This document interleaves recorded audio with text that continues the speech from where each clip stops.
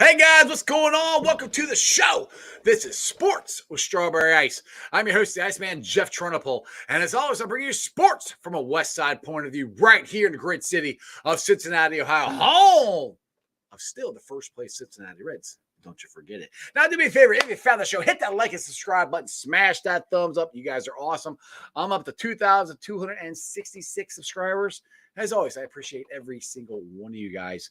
Now, as always, I'm coming to you live from the Ice Cave, and the Ice Cave is brought to you by T Properties. T Properties, quality housing for quality people. Check out the website at www.tpropertiesllc.com for all your rental property management needs and your rental needs. And also exclusively in the YouTube chat crew, we're doing super chats. So if you got something you want to ask Joe from Riverfront Bengals or anything about the shows on the Riverfront or anything about the Reds or who's your first half MVP for the Cincinnati Reds? Give me a super chat.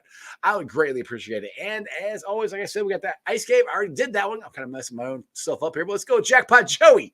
Jackpot Joey 9. He's the greatest quarterback in the league. He's Joe Burrow.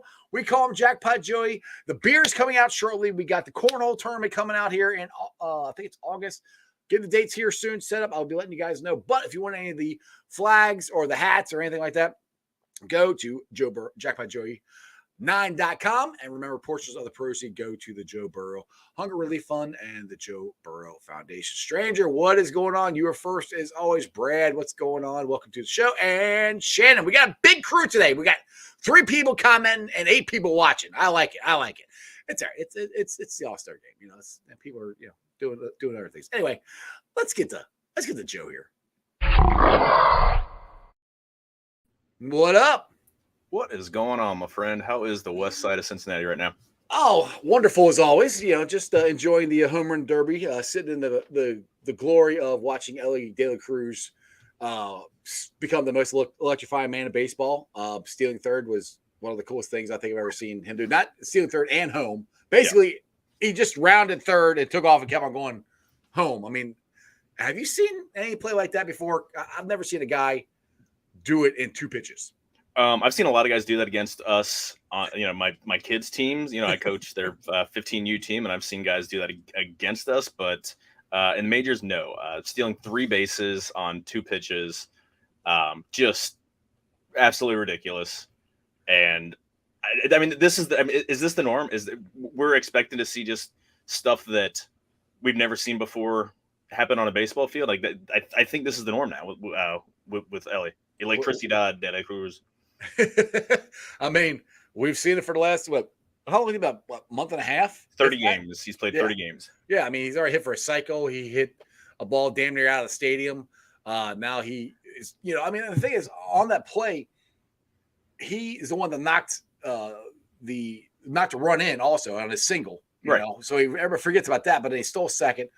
Like I said, when he stole third, he did it standing up, and I mean, right there is impressive enough.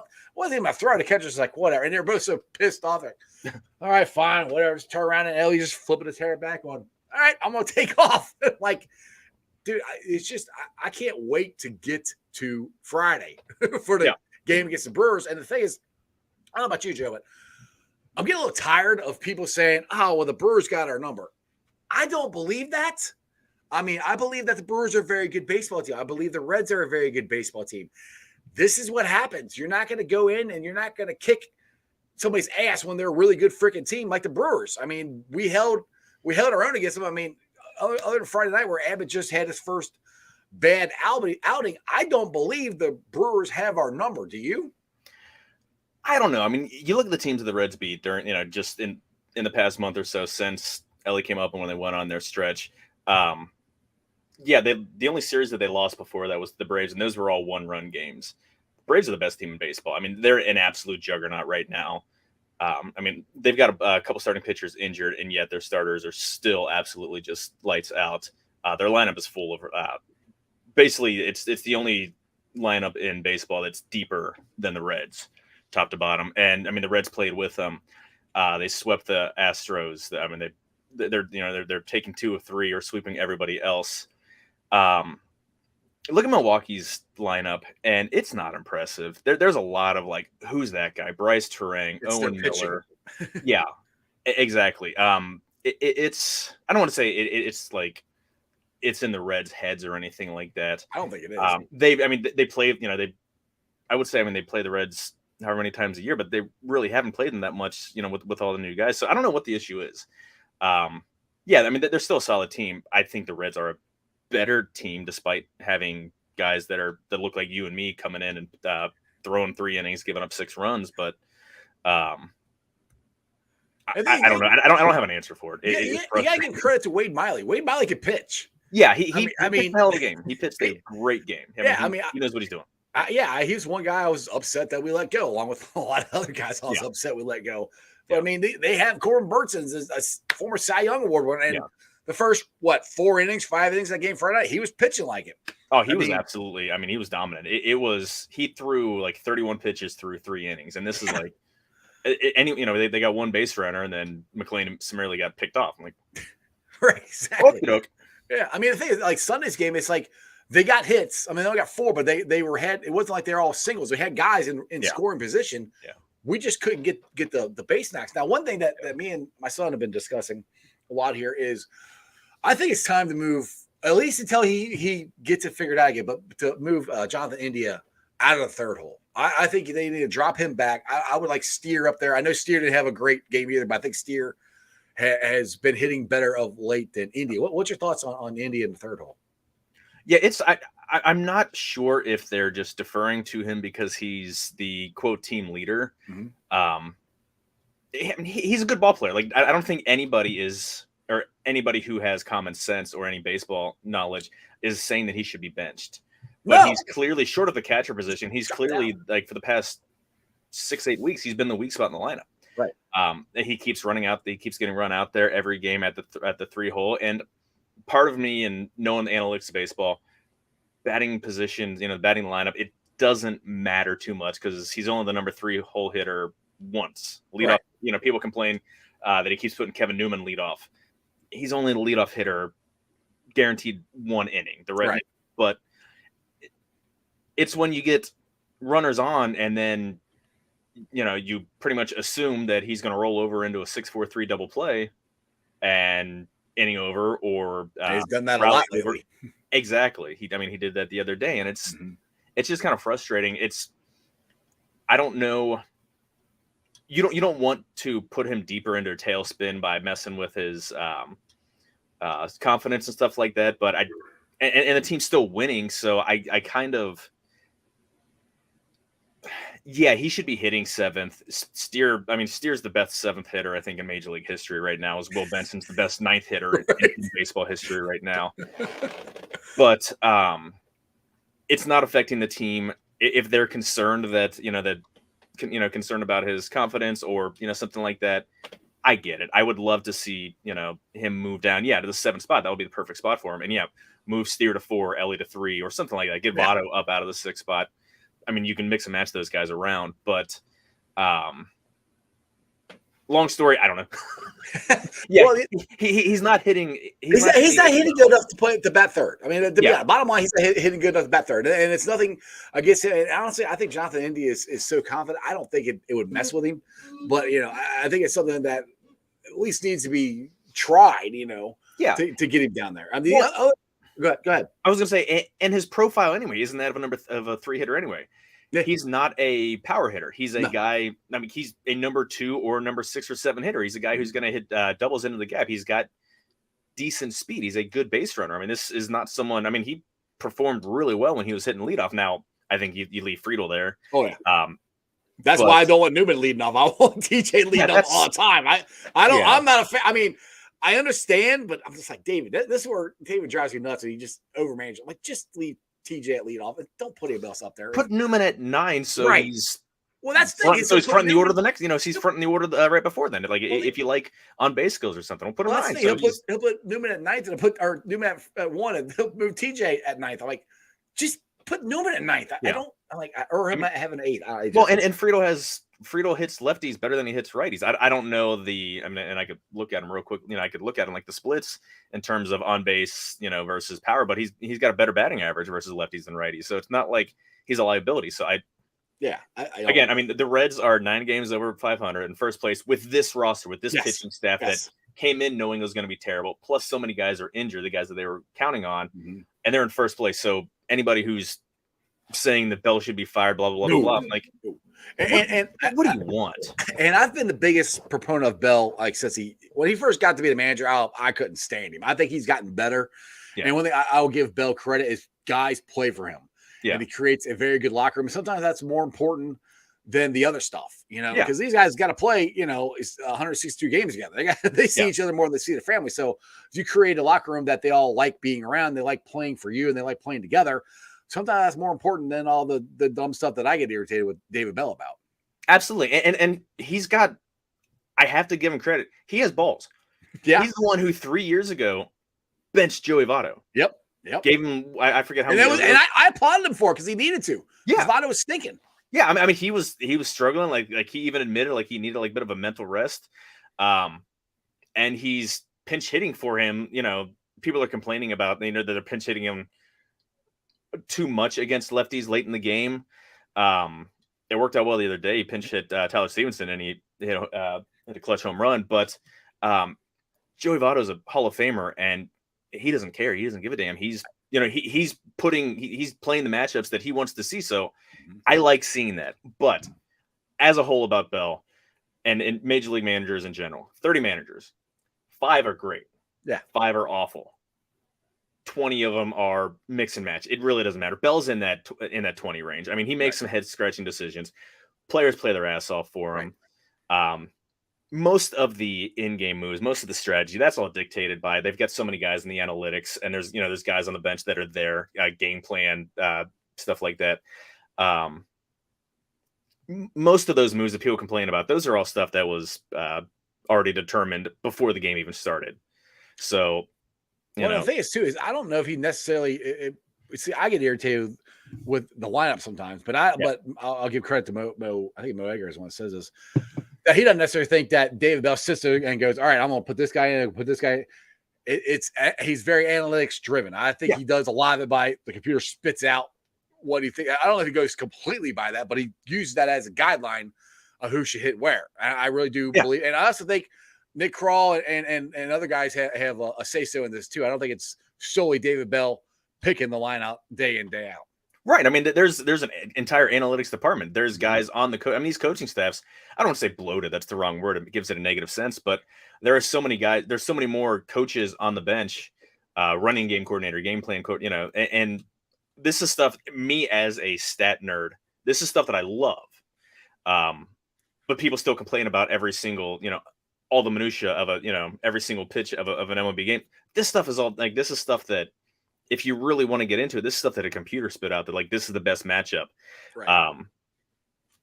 I'm complaining, about the manager making these decisions. Again, this is stuff that was decided upon before the game and, before the series, when they're sitting, when all the coaches are, working on a game plan and looking at this pitching, looking at the relievers. And when this guy comes in, he has a slider. Votto's OPS, against the slider is this, or Kevin Newman, against the cutter from, left-handed pitchers slugging 700. This is, again, this stuff's predetermined. So, I mean, complaining about it on a game to game, decision by decision basis, you're wasting your breath and, and your frustration. I mean, it's how it is. It doesn't matter who's there. It could be Connie Mack, Casey Stengel.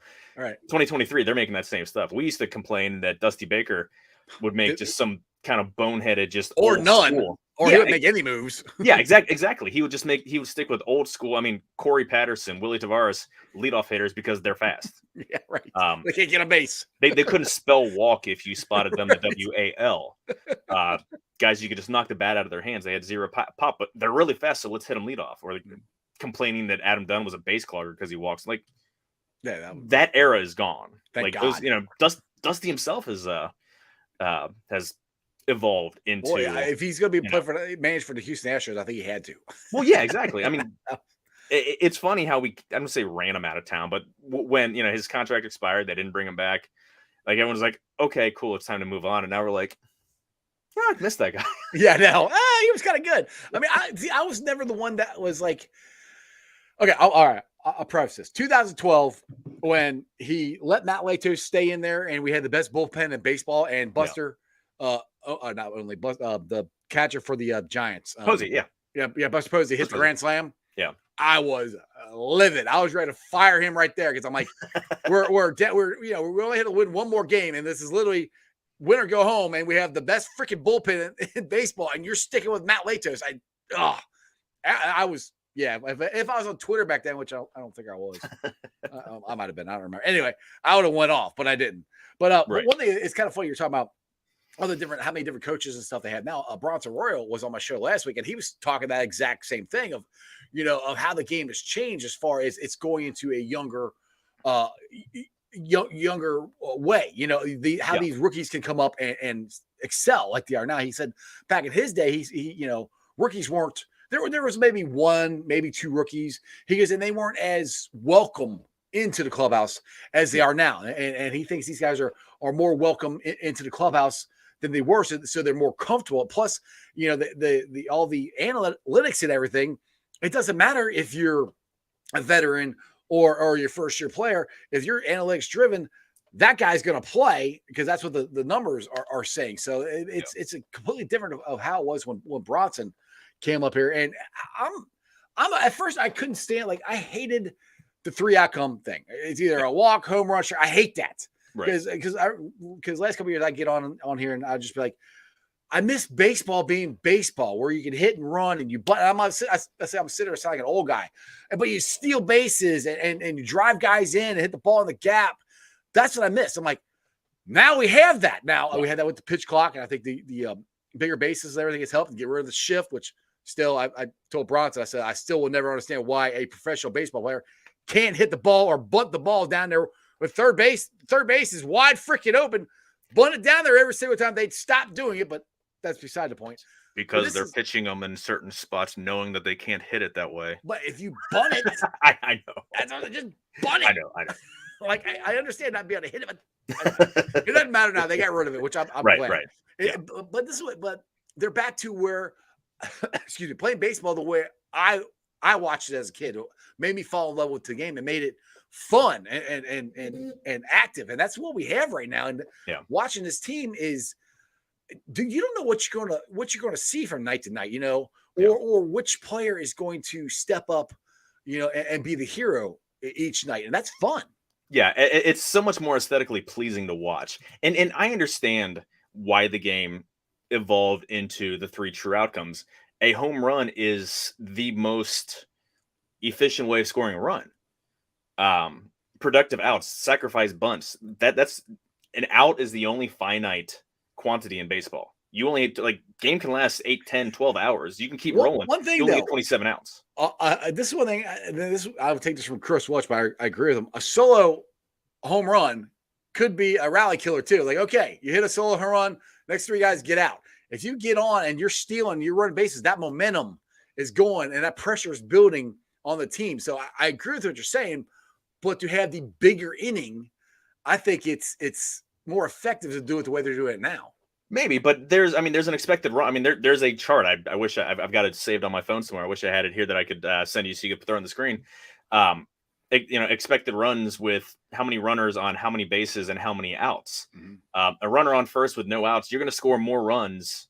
You're expected to score more runs than a runner on second with one out. So you sacrifice, so you bunted him over, or slapping a ground ball. Runner on second slapping a ground ball to the right side, getting him to third with, as opposed to just once you have the guy try to hit, lace a double in the gap. So he scores that guy and the guy gets on second. And I don't like that it evolved to everybody to this whole launch angle. Everyone's trying to launch the ball into the sun because, again, aesthetically, it's I don't want to say boring, but it's just not as fun as what the Reds are doing right now. Now, that being said, Reds have finally learned they can hit home runs. Yes. They didn't hit any home runs the first month and a half of the season. Now they're on a historic, 22 straight games, longest stretch in team history of hitting home runs. Mm-hmm. They've hit like 45, 46 of them in that stretch. Votto's hit more than anybody else, which is hilarious because he wasn't even active when the streak started. Right. One thing real quick about Votto, and this is what I love about what he's doing. And I think you'd be talking about this last time on the show that, I was all for getting him back.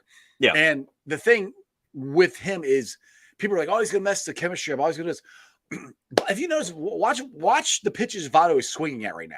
Yeah. 5 years ago, he's not swinging at those pitches. Yeah. He's swinging to drive the ball out of the ballpark and hit it deep and put damage on. That's all he's trying to do. Yeah. I don't really think he's trying to hit for average. He's going to take walks still. But he is swinging. He's doing what people got mad at him for. Oh, all he does is walk. I'm like, yeah, but get some base. If guys behind him should knock him in. I never understood that argument. But now he's doing what everybody wants, which is what this team needs him to do. Yeah. They needed him to be the power hitter. They needed him to be the guy to drive runs in, and that's what he's in. The thunder. Right. And that's, to me, is the essence of Joey Votto. He does whatever this team needs him to do, and he's done it his entire career. And no more bigger evidence of that than what he's doing this year. Yeah. He decides, and he's one of the few players, and it's funny because I think Ellie might be this guy. He decides what he wants to do, and he works on and he does it. Mm-hmm. He decided one year he needed to be a better defensive player. Well, he went out and won the Gold Glove the next year. Again, he's learned that he can't be the gap to gap hitter that he used to be. He doesn't have the bat speed anymore, so he's got to cheat on fastballs. So he understands he needs to be selling out for power and pulling the ball. Look at all of his home runs. They're ropes right to, by and large, most of them are ropes to right field. That wasn't him. He wasn't a pull hitter. Nope. He would hit 430-foot bombs to left field, which as a left-handed hitter hitting a ball that damn far to the opposite field is absolutely ridiculous insanity. But I mean, he doesn't try to do that anymore because he knows. I mean, he turns 40 in September. Well, he has a totally reconstructed arm, basically. Yeah, exactly. And that's the thing. Like now he's feeling better. I mean, he had an entirely torn bicep, jacked up shoulder. So anyone claiming any of the stats that he had last year, using any of that as any baseline for where they think he was going to be, was just absolutely idiotic. Right, so let me put that right there. I agree with you. His last full season in 2021, he was great. Mm-hmm. Was hurt last year. Now he's 2 years older than he was in 2021. So you really couldn't assume too much off of any of those 2 years. But people are like, he was terrible last year. He's older. He's going to suck. He's older, but he's got to rebuild. Like, he's now healthy. So you can't assume he's going to hit like he did last year because he wasn't healthy. Well, Joe, the thing, too, I kept telling everybody, it's Joey Votto. Right. Joey Votto has a standard of what he expects out of himself. Right. And if he doesn't think he's going to come close to that, he's not going to go out there and embarrass himself or hurt the team. Yeah. And Cowboys said this on the broadcast last week after Votto hit one of the home runs he hit this week. And Votto, yeah, he had a couple of them. But where he was swinging through, he had both hands on the bat. Mm-hmm. He said Votto couldn't do that in spring training. Votto could not do that in his first rehab stint. So Votto stopped until he got to where he could do that. Because he, again, like we said, he knew he was going to have to be a Deadpool hitter. And he's going to need both hands on that bat to get out front and pull that ball. And if he couldn't do it, he wasn't going to put himself out there to embarrass himself or hurt the team. Again, this is where everybody who doubted Joey Votto, I have in his damn near 20-year career for the Reds, why would you ever doubt this guy? I mean, he's arguably the best hitter in Reds history. There's I mean, only one hitter that you could realistically say has been a better hitter throughout his career, and probably Frank Robinson. And Frank Robinson didn't like his red stats have no age related decline because they traded him when he was 30. right. Joe Morgan like left the team before he started decline. Mm-hmm. Votto's has like his numbers, like again, not counting. I mean, the counting stats, home runs and stuff like that, but just the rate stats, the batting average, slugging, on base percentage. He's 39, so you have the age related decline, and his numbers are still better than everyone else's. Guys that only played in their prime. Right. He's probably the best damn hitter the Reds will ever have for 16 years. I mean, everyone says Pete Rose. Pete Rose wasn't a home run hitter. No, Pete Rose I love Pete Rose, but Pete Rose is a single hitter. Pete Rose hit a bunch of singles and doubles. He Don't get me wrong. He's gonna get a hitter, but Votto, I think is a better pure hitter of sprain, like you just said, he hit 400 and something foot home runs to left field. Pete Rose could do that. Yeah, I love Pete. Yeah, I mean Pete. I mean Votto is more along the lines of, and this is lofty here, and then this guy's one of one, but Ted Williams. Yeah. A guy who hits, for pretty high average and power. I mean, Ted Williams is kind of the standard for pure hitters, a guy that's going to hit 330 every year and jack 40 home runs. I mean, that guy was ridiculous. How many years did he miss, for World War II, went back, fought in Korea. I think. Yeah. And he's still prime years. Oh, yeah, exactly. Went back and decided to re-enlist in the Air Force for Korea. Missed more time there and still ended up hitting damn near 600 home runs. I mean, that you look at his stats, and if you ever read any biographies on him, like he was the guy that started, his book is The Science of Hitting. Yeah. And there's a reason that Votto has an absolutely dog-eared, beat to crap copy of that book, because that's the guy that every hitter should try to emulate, even if you don't have that power. Yep. Read up on that guy. Like, that's the guy. Like, he is everybody's favorite hitter's favorite hitter. Exactly. All right, so 6 minutes into this, and we haven't even started talking about what the subject of the show was. Oh yeah, we've got a topic today. Yeah, we got a topic.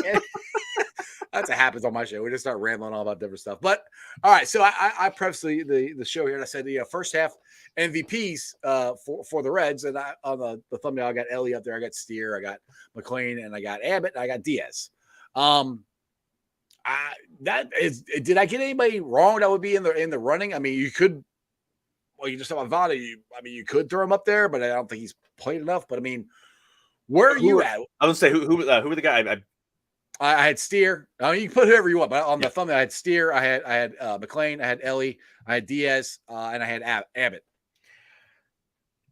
Honestly, and I've got Baseball Reference up. I've got Fangraphs up with with both of their WAR accumulations.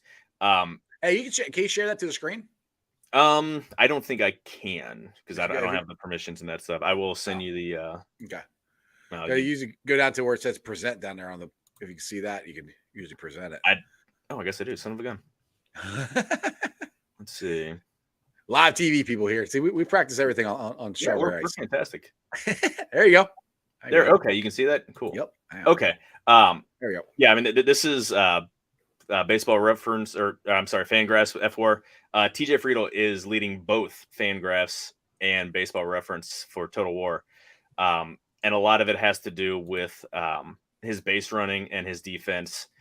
The guy's hitting 304, 380, 458 slugging. He's getting on base. He's creating havoc. He's an absolutely fantastic defender. Yes. Best all-around player. I would have to, and again, he's less sexy because he's the leadoff hitter, and Ellie is more fun. McLean is the midget that could. Friedel's been the best player, and I would almost go Steer second because he's been the most consistent hitter, but I can go TJ. I love the guy. I love his story. The Reds signed him after the draft because they realized there were 30 teams, they would have. They thought that he couldn't draft him. Yeah, they thought he wasn't draft eligible, and the Reds were the only team that I think there was one other team that were interested in their services, and the Reds realized after the draft, which is timely because the draft is still going on now, that he was draft eligible. So they signed him as an undrafted free agent, which in the majors, someone to go that route to get to the majors, that never happens. Right. Ryan Hannigan was the last player that I can think of for any team that was undrafted. And they got him at a tryout, didn't they? I think so. Yeah. Yeah, I It think was, it was again, like after the draft, he was just kicking around, obviously looking for a shot. So yeah, it's a trial that you and me could show up to. yeah, exactly, That's where they got him at. exactly. For me, I got co ones. I've been bouncing this back and forth, and I can't choose between either one. So I'm going with co MVPs, and it's Ellie and it's Matt McClain, because when they came up, when Matt McClain came up, that's when the change started. Yeah. That's when the turnaround started. Then Ellie came up, and they just took off, and those two just brought a level of fun, expectation to this team that they didn't have before those two got here. So that for me, and I know they haven't been up the whole season, so it's kind of hard to say first half, but I mean, the impact that they've had, it's kind of hard to argue that. And another one I would say would be second tier is Abbott. If we just think where we'd be at if we didn't have Abbott pitching every fifth day right now. I mean, because with Green getting hurt, Lodolo getting hurt, and Ashcraft not pitching like we expected him to. I mean, Abbott's been awesome. Yeah. So, but as far as every day, making an impact, it's hard for me to take a pitcher. I mean, I think if you're going individual and you're going pitchers here, I wouldn't go with Abbott. I would go with Diaz as far as pitchers, because definitely. Yeah, one, he's our all-star, which we should have. I think we should have more. But I mean, what he's got the Reds, half the wins are because of him. I mean, I don't say because of him, but because he's able to close the door. Have that guy who can, slam that door and it's over. You most times don't have to worry about it. Is such a godsend. It's not even funny. So for me, pitching is Diaz. Abbott is a second close runner up there. Yeah, I don't disagree with you. And you look at Diaz, he's got a 2.03 ERA, which that in and of itself is sexy as hell. ERA is also a little bit misleading, especially for relievers, because you can have one or two bad outings and it can absolutely blow up. But you look at the FIP, which for those, fielding independent pitching, it takes the defense out of consideration. That's 2.36. Again, he's getting guys out. XFIP is expected fielding independent pitching, again, which is more predictive, which actually it was kind of a more stat nerd type thing. But it's the true indicator of how he's actually pitched, not just the results, but how he's pitched. Right. That's at 3.1. So I mean, it's not smoke and mirrors. He's been that damn good. He's strikeout rate at 37%. It was up almost 50% for the first first month and a half. I mean, he was striking everybody out. I mean, some of his saves with him getting tired has been smoke and mirrors. With as tired as he was, I don't know how the hell he got some of these guys out. Yeah, they've been a little tightrope-ish. We'll say David Weathers-ish. Yeah. But I mean, beginning of the year, he's dominating. Yeah, exactly. And he's just getting tired. That's where I'm kind of backing off on this a little bit, but when he first made the All-Star team, I'm like, please don't pitch. Go rest your arm. But now, I mean, David Bell, to his credit, I think he's got him some rest, and I think it'll be all right if he pitches like one inning tonight. But that's it. I don't which he's a reliever. He's not going to pitch any more than one inning. I think it'd be okay if he pitches tonight. But at first, I'm like, please don't pitch. You need the rest. Like just watching you struggle last 4 weeks. I mean, he hasn't been the lights out closer, and we're going to need him to be that shutdown guy to stay in this race the second half of the season here. Yeah, absolutely. What's nice is because of the All-Star break, again, the Reds only needed him one game over the weekend, which it would have been nice to have won more. They probably could have done it without him. Yeah, and exactly. It was a 3-run lead, at the bottom of the lineup. That's why I hate the save stat, because pitchers will throw a guy in because technically a save situation when literally any pitcher, on the Ricky Karcher could walk in there and and get 3 guys out without giving up 3 runs. Right. That's one of those. I like sit the guy. Don't let him give him the rest. But again, that'll be one outing in a week's time when they go back out on Friday. Plus, so if he throws an inning, he would have had a bullpen session at some point. Right. So whatever right now. Yeah, even if he goes in and throws an inning, and he probably will. I mean, he's leading the majors, or tied for the major league lead in saves. He's given up the fewest amount of blown saves. So, yeah, I mean, he'll definitely get an inning tonight at some point, and that's fine because again, he's got tomorrow, he's got Thursday, he's got 2 more days of no action before they hit Milwaukee again, and maybe they win 8-0, so they don't even have to warm him up. That'd be So, awesome. I'll be there Saturday. I'm going. I'll get through Shannon's comment there. Has been up there for a little bit. It said, "I wish the Reds had 2 or 3 more. That should have been at least an alternate in the All-Star game." I agree. I'm kind of surprised.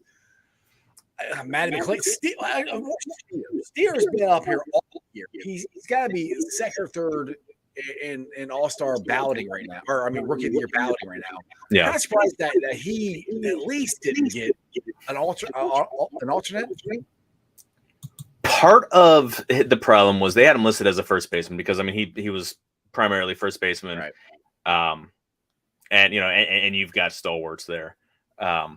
As a third baseman, I think Arenado, like, there's not a lot of third basemen in that, you know, and you look at his numbers, he absolutely deserved to get a spot, but he's a rookie. He's going to be back. I mean, so many of these guys. I mean, people were even Ken Rosenthal on The Athletic like made an argument why, you know, if you want to market the game and you want, you know, the All-Star game is to spotlight best and most exciting players. Ellie De La Cruz sure as hell should have been there. They invited him to the home run derby. He declined, which I get. Like, I'm that's okay fine. with it. I was fine with that, to be honest. It's, you know, it would be fun to see him out there, and I think he would have won going away. But you know, he wants the break. I get it, and guys are worried about. I think they're overly worried, but they're worried about like the fatigue or it messing with their swing or whatever. Like, fine. Like it's an exhibition, and you know it gets you nothing but a small check. He's got many more gigantic. Yeah, he's going to do it. Yeah, he's going to do it next year after that. I mean, I'm just like, just let Ellie. He had a breakneck season here. He just came up. I'm like, just take the break and just relax. Yeah, you know, you got a whole. We need him for the second half. For some reason, I'm getting my echoes coming back through your mic. I don't know why. Quiet down. I'm sorry. I talk loud. Turn this down a little bit. But yeah, so speaking of the home run derby last night, did you like the timing of it, the speed? You know, how they had to hit them so fast? Because one thing I was noticing, we used to be able to enjoy how far they hit them, you know, and sit there and watch them, and which is still cool seeing them hit that many. But I'm kind of like, I always wanted to go back to the outs instead of the clock. I don't know where you at on that. I like it, but again, that's what they started in 2015 here in Cincinnati because of the weather. They had to change the format. It makes it more exciting. Full disclosure, I didn't watch it last night. I had to pick my wife up from the airport, and you know, a lot of such a bad baseball fan didn't watch it. God, gotta go pick your wife up. Jeez, I know. I mean. Quit being a good husband and go watch the home run derby. How dare me allow her to go take a girls trip girls trip over the weekend, and her birthday's tomorrow. So I'm awful fan. You're such a jerk, Joe. I mean, and it's cool seeing the younger guys that were in there. Julio Rodriguez and Adley Rutschman. I mean, Rutschman switched in it, dude.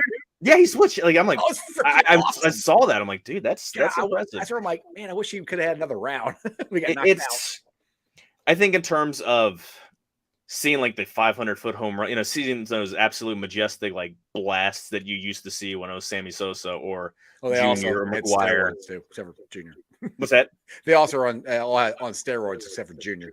Yeah, that's even more fun, man. Get those guys. Like, you ever seen a beer league softball, like guys hitting home runs? These guys are all roided up. Their biceps are the size of a baby's head. Like, that's fun. Guys just hitting the absolute SHI, you know what, out of it. Jesus, like, out of the ball. Yeah, like that's fun. I'd be more fun to see these guys that are all juiced up and pimples everywhere and roid raging in the dugout when they lose. But I get it. But I think it's more fun with the timer because it just adds this big level of urgency, and you know you're not just gonna have guys that are sitting there just waiting, just taking like. Remember the old ones? I mean, guys would be sitting there, 10 straight pitches would go by and they're not swinging because it's not that exact perfect spot. True. They don't have time. Like, listen, if it's not a great pitch, it doesn't matter how many outs you get. Swing. Swing means you got 4 minutes, you got 90 seconds. The BP pitchers have gotten a better job or better at putting the ball where these guys want it. I mean, it's I mean, just like everything else in baseball, has become more a science, more of analytics of this is how you throw it. This is where you like the guy who threw to which one was that? Oh, what was it? Seattle? No, yeah, Seattle. Where he didn't even step. He just flipped the ball up there, and Yeah. it was nice and slow, and he just drilled him. Yeah, I mean That's it's yeah, I mean they batter. I mean they tell him before, obviously they pick who's going to throw it to him, so they tell him exactly. I want the ball middle in, or I want the ball out over the whatever, and that's so there's they know they're not trying to guess or anything like that. right. And they can pretty much put it where they wanted. Now Pete Alonso, he unfortunately he had to go switch to get somebody else to throw to him, and you could tell the guy kept throwing it outside. I'm like, dude, you got to throw it inside. Go the other way. Go the other way. Yeah. So I did. Alonso started launching them the opposite field, but that's harder to do when you're trying to do a home run derby. You need to get them quick. So it was hard. But I mean, I still enjoyed it. It happened so fast. I'm kind of like, where the hell did that ball go? Did that one go out or not? It just, I don't know. It was cool. I'm not complaining. I mean, they can keep it the way it was, but yeah, I missed being able to enjoy some of the hits. But then, like you said, I didn't like it when they went through like 10 pitches and didn't swing. So that was because then it just, and especially, I mean, it being a made for TV event, ESPN has so many commercials, and it took absolutely forever to get through the rounds. And it's, again, because Cincinnati's the home of all kinds of awesome innovations, like the West Coast offense, like the zone blitz, the timed the timed home run derby format. The actual originator of the no huddle offense, not the case. Exactly. Yeah, we are the originators of everything cool. Yeah, I like to point that all the time to Bills fans. You stole that from us, and in the '88 AFC Championship game, you guys acted like you're injured. And cried. Yeah, cried. Oh no, you didn't act. The Seahawks act like you're injured. They cried. They tried to get it banned. Yeah, and Sam Weiss told them, like, yeah, you do that, and we're just going to walk off the field. Yeah, and then next year, because the refs said they were going to start calling penalties and disallowing it. They're like, yeah, no, we're not doing that. We've been doing this all season. You can't just decide because the other team doesn't like it. And then all of a sudden, this innovative K-gun offense. Yeah, and they took it 3 straight Super Bowls. Like, okay, yeah, it's the K-gun. Like, no, it was the no-huddle offense. Boomer Esiason and Sam Weiss. It's the sugar offense. Sugar huddle, yeah. Exactly. Anyway. All right, so real quick, another thing I want to roll back to the Reds of moves that I hope happen at least soon, hopefully during the All-Star break, is the 3 catchers. I think it's time to get rid of the 3 catchers. Yeah. I mean, Tyler Stevenson is back catching. Most of the time he's not playing first base, or he's either catching or he's DHing. Kirk Casale is not playing a whole lot. I know I get in arguments with this, like, oh, you need Kirk Casale and Mal because of the young pitchers and all that stuff. I'm like, they'll be all right. They'll get over it. You got a guy like CES who's in the minor leagues who deserves to be up here, and that's what drives me up. People are like, "Oh, you're gonna bring him up here, and he's not gonna play." He literally will be able to play. He can play first base, and he can DH, and they can move people around. David Bell loves moving guys around. I mean, CES, he can play third base, and he can play corner. He's been playing some of the corner of the outfield. Yes, how good he plays those, I don't know, but you can put him there, okay? Yeah. and he will be able to play, and if he can hit like he is hitting in the minors, and like Ellie came up and McLean, all these guys have come up. There's no reason why he wouldn't. I'm like, why in the hell do we have 3 catchers? Yeah, if you can hit, they can find a spot. And yeah, I honestly think that time is coming. I don't know if they want to try to showcase Maile or Casale. I don't think either one of them have much of a trade market for them. One of the two, I think it's Casale's gone. I think Maile's the better all-around catcher. Which is surprising because I thought I was going into the offseason, when I saw Casale was out there, I said that's the perfect backup. Mm-hmm. Like that's the guy that they, that I think would, like, these guys going to work great with the pitching staff. He's got some pop. He's a good defensive catcher. And then they signed Maile first. I'm like, okay, whatever. And then they ended up still signing. I'm like, okay, like that's cool and interesting. What are we going to do? But yeah, Maile's absolutely, I think, has absolutely stolen the backup. I don't even know what you even call it, but he's the leader of the team too. I mean, he's the one that I think kind of started the America's team thing. He did. So, I think he's more of a leader in the clubhouse too. And you can just look at the writings on the wall. They're not. When's the last time Casale? He's getting maybe 1 start a week, maybe. Yeah, he's getting switched. Like they're hitting for Maile at some point late in the game with a pinch hitter, and then bringing Casale in. Yeah. Casale, I think, is a better defensive catcher in terms of blocking, and he works like pitchers love working with him. Yes. But Maile, watching him control the running game. Mhm. He's got an absolute cannon. Mhm. There was one, I think it was in Washington. I'm not Yes. sure. He threw out somebody running. Wasn't close. Yeah. I mean, I'm absolutely just. I mean, he's got an absolute cannon. I mean, he throws at 85 some odd miles an hour from behind the plate, like pop time at like 1.7, like crazy pop time. You see him look over at the Reds dugout and says, and you see him mouth, "You like that?" You know, Exactly.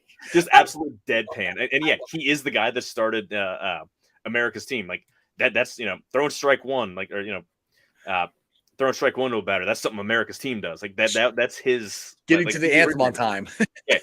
He's Captain America. I mean, they say it's India. No, Maley was the one that started that. Absolutely, exactly. And he's a local guy, so of course, Yep, exactly. So that's the one thing that I'm waiting for them to do, and kind of surprised they haven't done it yet. Because I mean, I just because people keep saying Casale is working with the young pitchers, like, but he's not because he's not playing. Right. Well, they have pitching coach and assistant pitching coach and pitching coordinators and like. And people come at me like, well, don't you think they would have made that move already if they thought they get enough bats? Yes, I'm like, I literally don't think they made that move because they're trying to find out if they can get rid of either Casale or Maley, which I think they're going to get rid of Casale. That's the only thing I can think of why CES is not up here, and to make sure that Tyler Stevenson is improving at catcher. Because I mean, let's be honest, Tyler Stevenson is going to be your number one catcher, so he's got to get better defensively, which he's starting to. And I've said this about Tyler Stevenson, he hits better when he catches. He's getting better. His offense. If he's a catcher, his offense is fine. Yes. He's a terrible defensive catcher.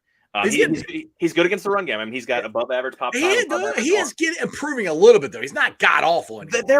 There was a pass ball. Oh, that actually was considered a wild pitch the other night. Yeah, more between his legs. Yeah, exactly. I mean, he went down to block it, and this is crap that I'm yelling at my at my 8th and 9th graders for. Like, put the glove on the ground. The ball just. I mean, there was about a 6-inch gap from his glove to the ground. The ball just rolled between. Like, oh my sweet lord! What, like, dude? Like, that's 8th, 9th. Like, if you're doing travel ball in junior high in 6th and 7th grade, that's stuff that they're killing you for. And that might be more of the reason of why they keep Casale, because it's not the pitching; it's more of Tyler Stevenson's lack of defensive ability, defensive catcherism, or I don't know. Yeah, I'm making up more. And he's like, he's not as good of a framer. I hate pitch framing. Let me put that. I absolutely hate pitch framing. A strike is a strike. A ball is a ball. It shouldn't matter if the catcher can, like. Well, the way these umpires. The way these umpires call balls and strikes, dude, Joe. The one Matt McLean, I can't remember Saturday or Sunday. It's low and outside. I'm like, there's no freaking way he can hit that ball. I'm like, and then. Too bad. It seemed like the next against Milwaukee, we threw one out to the exact same spot and they called it a ball. I'm like, you just called it a strike on us. Right. I mean, high pitch. Gets a ton. Yeah. McLean gets a ton of high strikes called against him. So he's TJ Friedel. Yeah. He's like 5 foot -3. That's a strike against everybody who's 5'10" and above. That ball's at his nose. What the hell are you doing calling that a strike against him? It's like the low strike against Ellie. They're calling balls somewhere mid shin height for him. Dude, he's 6'6". That's not a strike. They called one of it was by his ankles. I'm like, how in the hell can he hit that? I mean, he might be able to actually, but I mean, he's not supposed to. That's not a strike. Right. That's exactly. I think it was Brantley on TV said, like, he can't hit that ball. Like, no one's able to hit that. Like, a strike. The strike zone is where it is because that's a ball that a hitter can comfortably hit. That's why it's from right below your kneecaps to 3 baseballs above the belt line. Yep. Like, that's the hitting zone. You can't. It doesn't matter how tall you are. If that ball hits you where it does, like where the height is, like mid shin for him, that's not a hittable pitch. I mean, I understand, and he gets so many of those called because he's so damn tall. Because it's a strike for some rest of the other team. I mean, I understand they're going to miss some. Yeah, but damn it, when they miss them and they're not even freaking close, I'm like, what the hell are you looking at? Like, this is your job. I understand human element. I got it. I have no problem with it. If it's slightly off, okay, you're going to give them that. Or it's maybe nicking the bottom of the zone. I got it.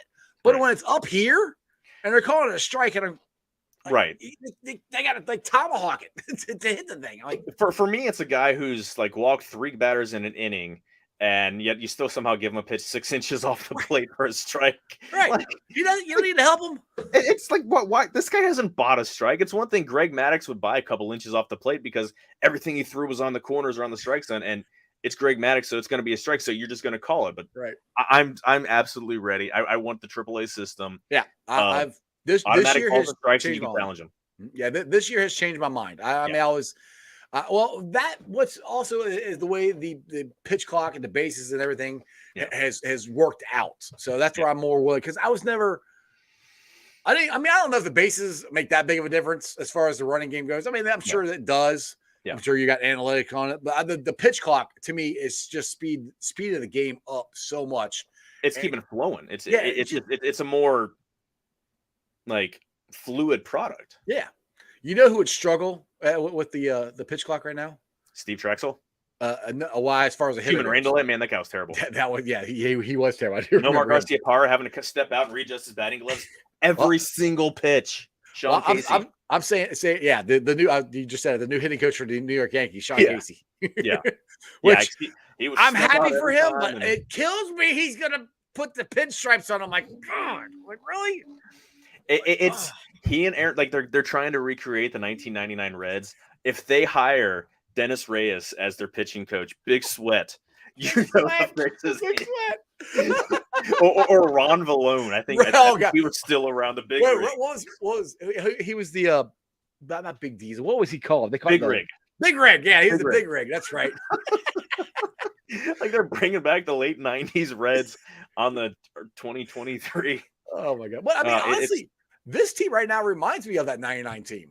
I mean, it a lot because they all had all these guys are young. Pokey Reese was young. Casey was young. Aaron Boone was young. We had Meat Hook. The Meat Hook, Dimitri Young. I mean, our pitching staff was kind of like it is now, but none of them are young. I mean, we had Pete Harnish. We traded for Denny Nagel, which was a great trade. That's one of the most underrated trades in Red history. Yeah. They ended up getting Juan Guzman at the end of the year. Ron Vallone was in there. Steve Paris pitching in the game against. I was at that game. Oh God. Oh, that was. All they gotta do, Joe. All I gotta do is win one damn game in Milwaukee. One. Yeah, and they had to salvage winning the game on Sunday to make the even one tie playoff. Yeah, they had to win two, and Milwaukee sucked then. That was at old Fulton County Stadium, or not Fulton County. County Stadium. Yeah, that was at the old stadium. That was one. I get a call. Like I had to work during the game because I just turned 19 at that point, and I get a call and I hear all this like ambient noise, and it's my brother sitting next to my other brother saying, "Hey, we're at the game." Like they've never gotten along. Like they've always been at their twins. They were always at each other's throats, but they decided to get tickets for the Reds for that game. Oh, the 99? The 1999. Yeah, oh, okay. And decided to get tickets for whatever reason and call me just to taunt me that they were at the game and I wasn't. Like that, and that was before everyone had cell phones. So I'm like, what do you like? What? Oh, thanks. Yeah, thanks a lot. Yeah, me and my dad went to that game. Yeah, I remember the other thing. Rolling back to the 99 in Milwaukee, that game was in a rain delay. They started that game and it didn't end till midnight, 12:30. And I remember I had to go to work the next day, and I'm still staying up because we have to win this game. Yeah, to time we have to win this. I'm like, my wife's like, "You gotta go to work tomorrow." I said, "I don't care. I'll go to work with no sleep. I gotta find out if we're when I'm dead." Yeah, I gotta find out if we're gonna make the playoffs or not. I'm like, we haven't made the playoffs since '95. When that we made the play. We haven't won a playoff series since '95. But I remember that, and that was nerve wracking. Juan Guzman started that game, and we had to start Parrish because we used all of our. They if they would have won one more game, they could have saved somebody. So it wasn't. They could have signed Nagel. They could have saved Harnish. Could have saved Guzman, but they couldn't because they couldn't win that second game. Yeah, I'm looking at the stats. Steve Avery was the 6th starter. He had more walks than strikeouts, which is impressive. Even in '99 when strikeouts weren't that high. And he still had 91 ERA plus. He wasn't terrible. He wasn't terrible. That was after he hurt his arm. This is one thing I've told my son this before, people on the show here. I said, these young 4 starters the Reds have, they're not there yet, but the potential is what the Braves had because everybody forgets about Avery. Avery was really good until he hurt his arm. Oh, absolutely. And they had Smoltz and they had Glavine and they had Avery. That was the first big 3. And then they signed max. They had all 4 until Avery hurt his arm. I mean, potential wise, my son goes, "Well, you can't compare them to them." I said, I'm not saying they are them, right? But potentially they could be. That's kind of Right. what we could have here with Green, Lodolo, Ashcraft, and Abbott. Yeah, exactly. Plus, there's Connor Phillips isn't too. Now he's I don't know if he'll even be up this year. They're kind of taking it kind of slow with him innings wise. He's only pitching like 4 or 5 innings. I don't I don't think they're ramping him up to join the rotation. I see him coming up, I don't know about rotation, but maybe coming up for bullpen down the stretch. I don't know. I wonder. I honestly think that they're gearing up to make a trade. I mean, it's. All right, I don't think it's going to be for an ace. I don't think it's going to be for Dylan Cease. I would. And again, I'm coming on now, July 11th, 2023. Reds are going to trade for Michael Kepich from the White Sox. He's controllable through 25, I think. So you're saying trade next year? No. They'll trade for him before the. This year. Yeah. Oh, you said 23. Oh, sorry. Yeah, I got you. I'm saying as of like today, like I'm bookmarking this. They'll trade for Kepich. So this is one me and my son were kicking around Saturday night, and I don't know, it's a pipe dream. I don't think it's going to happen. But would you do this? Would you trade CES? Who's the shortstop? Morte? I always mess his name up down in AAA. Noelvi, yeah. Noelvi, yeah. Those two, maybe a lower level prospect that we haven't heard of for Shohei. It would take more than that, but yeah. You think it would take more than that? Oh yeah, 2 of our top prospects to get Shohei? It would take Arroyo too. Phillips. It would take Chase Petty. It would take Encarnacion Strand. It would take Marte. All of them. I would do it. Well, I don't know if I trade all of them. I mean, I was freaking out about trading 4 because some people were saying it's going to take 4. I'm like Connor, Morte, CS, and Arroyo. Think about it. Would you trade 2 of those guys for an absolute slugger? For one of the best hitters in the league. Would you trade 2 of those guys? Would you trade 2 of those guys for one of the best pitchers in the league? Right. Oh yeah, you're getting both. You're both. I know. That's why. You're making my argument. I would do it, but it would kill me to give up that many guys. And the thing is, though, I would really hope that we could sign Shohei, which Shohei said that he wants to go to a winning organization. Yeah. And what's a better winning organization than the Reds? People keep saying, "Well, we can't afford him." Like, trust me, we can afford him. We can fit him under. After next year, we don't owe anybody any, because I think Votto's gone.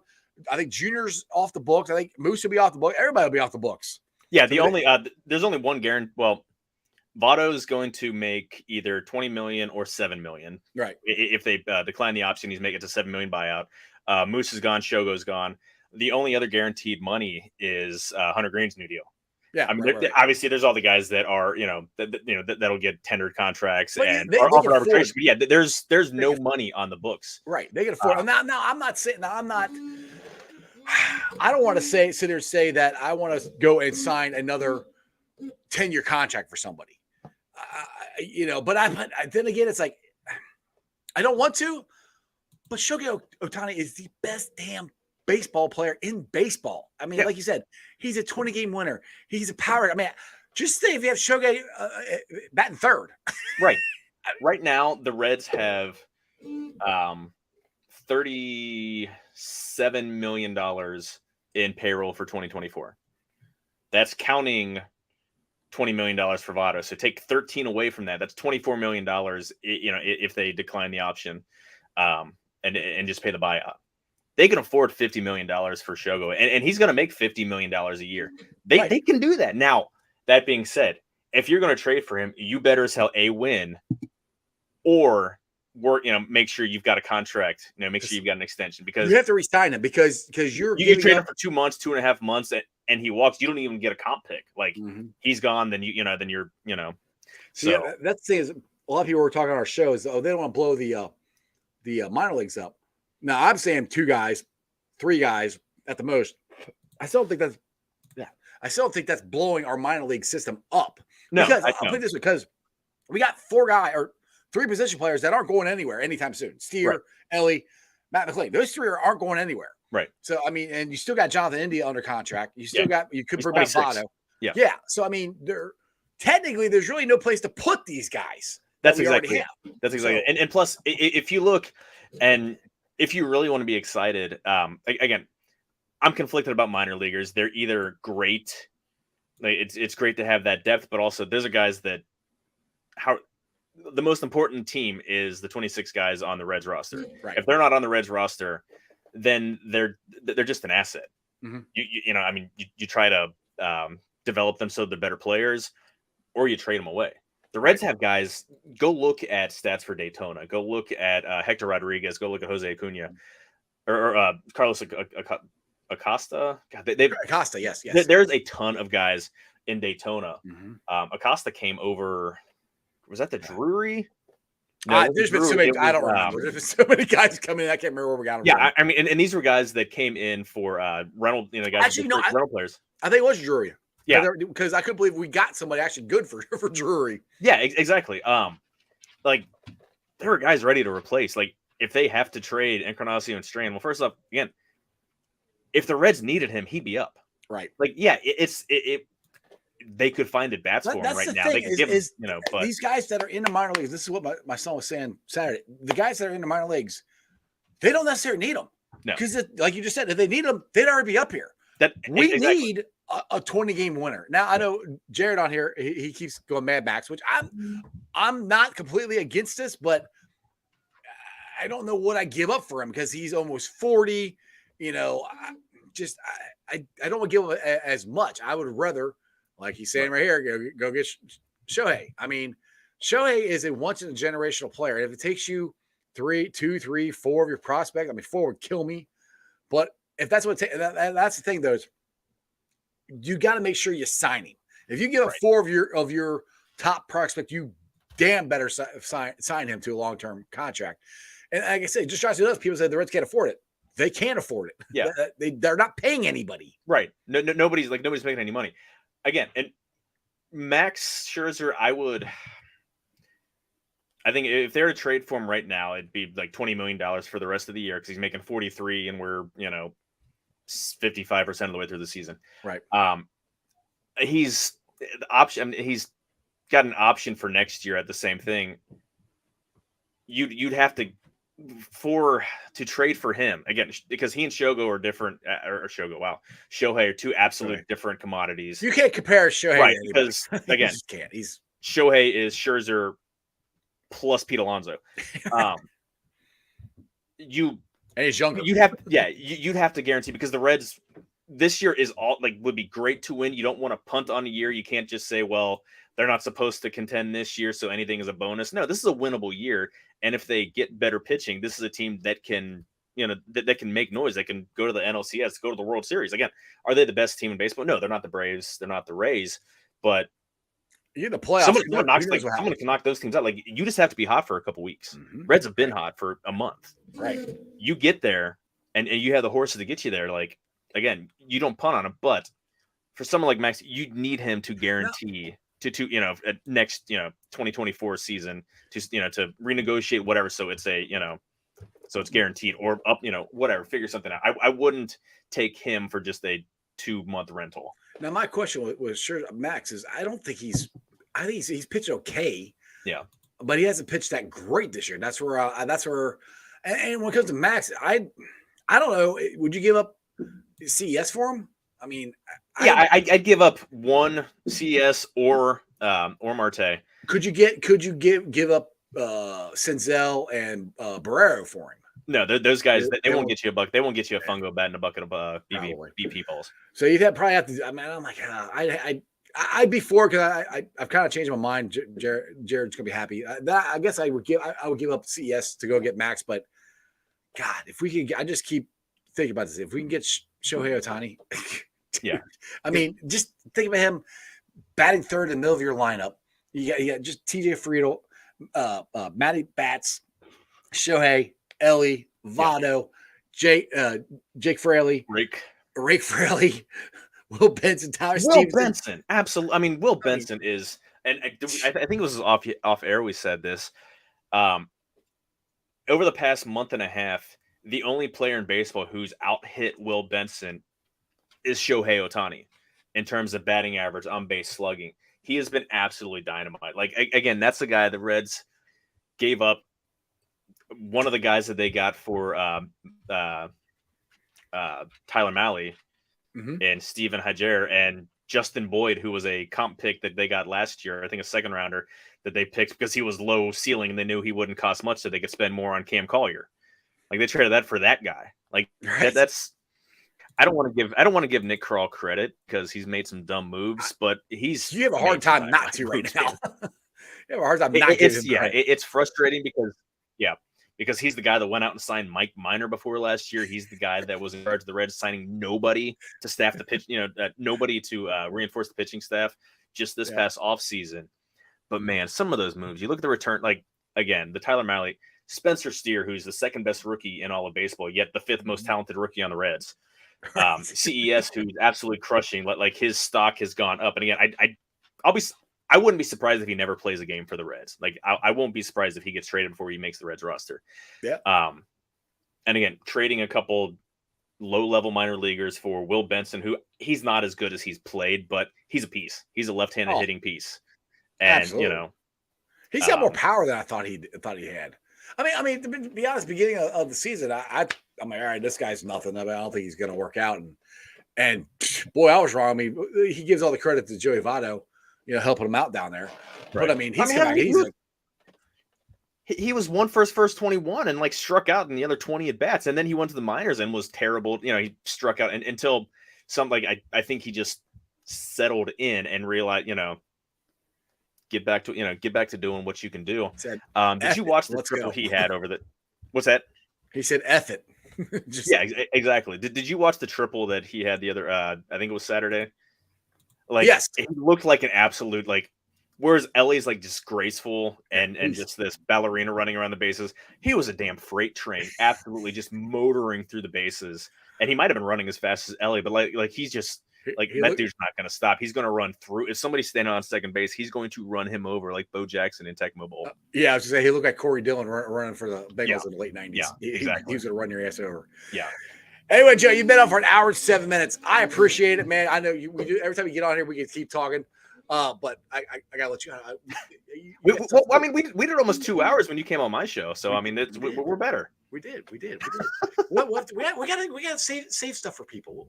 We'll do it again. But I tell everybody about Riverfront Bengals and the Riverfront in general. What you guys got going on over there? Yeah, I mean, if you guys check out the Riverfront, Chad Dotson's been doing that. Does with his brother Nate. Weekly podcast comes out every Friday on YouTube, on Spotify, on everywhere else you can find them. It's the longest running Reds specific podcast in the world, longer than even the Reds ones. We have Tim Daniel does Late Night Reds every Sunday night, a live show. He gets great. He said I'm going to be on there sometime too. I'm like, yeah, I'm making it. I'm well, honorary. He's had great guests, so I mean, it's what?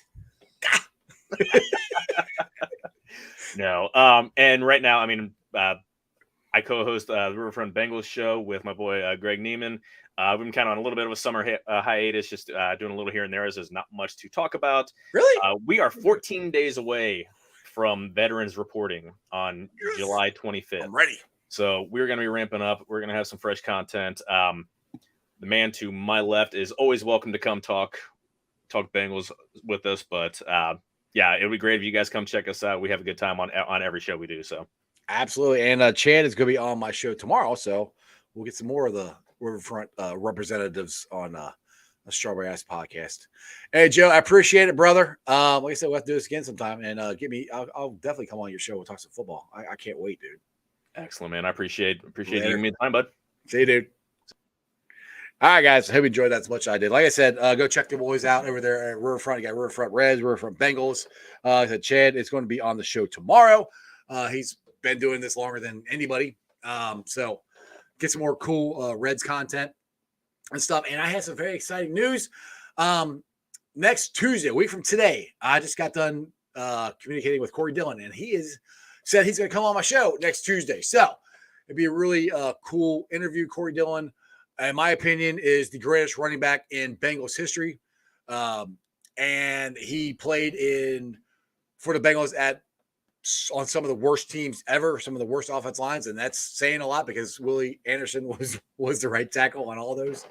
But Willie Anderson and Corey Dillon were the only reasons to watch the Bengals back in the late 90s and early 2000s. But I am very excited to have Corey Dillon on the show next Tuesday. But like I said, tomorrow will be Chad Dobson from the Riverfront Reds. But let me get to the Facebook groups that let me live stream, and I appreciate every single one of them. They're Houday Nation, Houday Legion, Bearcat Ruckus, Radical Reds, the Ice Bar, and the Ohio State Bucknuts. And then you can follow me on all my social media platforms, all under Sports with Strawberry Ice. I'm on Facebook, Instagram, Twitter, and TikTok. Twitter handle is at Jeff A. Trunable. TikTok is at Iceman90. I'll be pulling the sound off later on and put it on the podcast. So if you miss any of the conversation that me and Joe had, check it out. It'll be on BeanPod, Apple iTunes, Spotify, Google, Stitcher Play, pretty much wherever you get your podcast. Please make sure you rate, like, and review. Leave a 5-star review and a comment so more Cincinnati fans can find my podcast. YouTubers, my originals, 2,266 subscribers. Like I said, I wouldn't be able to do any of this if it wasn't for you guys watching and supporting the show. Like I said, it's just me. Man, my son helps me out. My wife helps me out. But most of the time, it's just me doing this on a daily basis. But if you guys weren't watching, Corey would call on my show. So I appreciate you guys. Make sure to tweet the show out. Tell your friends, tell your neighbors about Sports Strawberry Ice.